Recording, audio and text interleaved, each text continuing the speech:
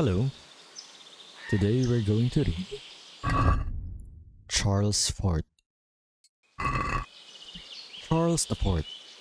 He was the greatest and most venerated of Czech rulers, whose legacy shall forever be indelibly etched into the hearts of the Bohemians and into their country. For no other ruler can come close to exceeding his deeds or his leadership. He was born in the year of our Lord 1316 as the firstborn son of John of Luxembourg and Elizabeth of Bohemia of the Premyslid dynasty, and thus through his veins flowed the blood of both of those famous families. But it was the Premyslid blood that later brought him, as emperor of the whole Roman Empire, back to his country, where his seat he did establish.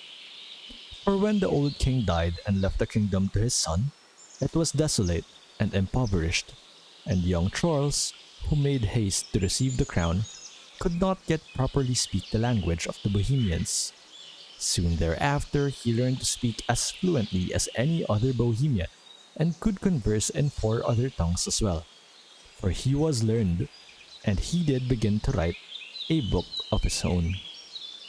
By his hand the kingdom was soon ameliorated, and he rose it to great glory, whether through his skill at arranging marriages of the state.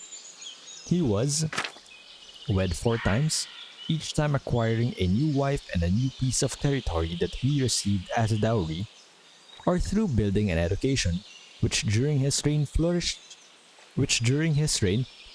greatly, or through the newly founded university at Prague, which achieved renown throughout all of Europe. The construction projects that he commenced include Prague's new town, which he founded on the opposite bank of the Vltava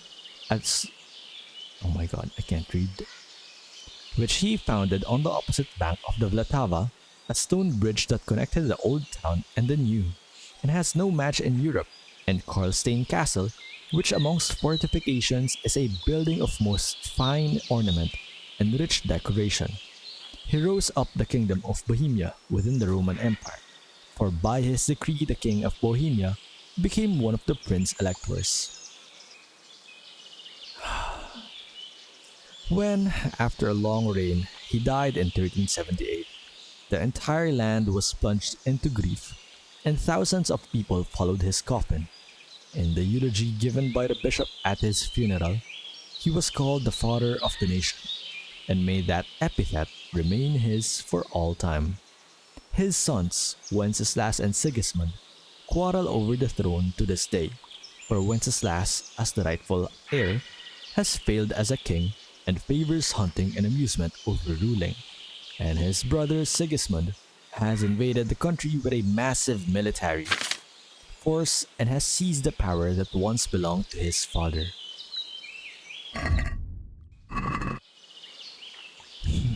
Okay, not gonna lie, that was a very poor reading session.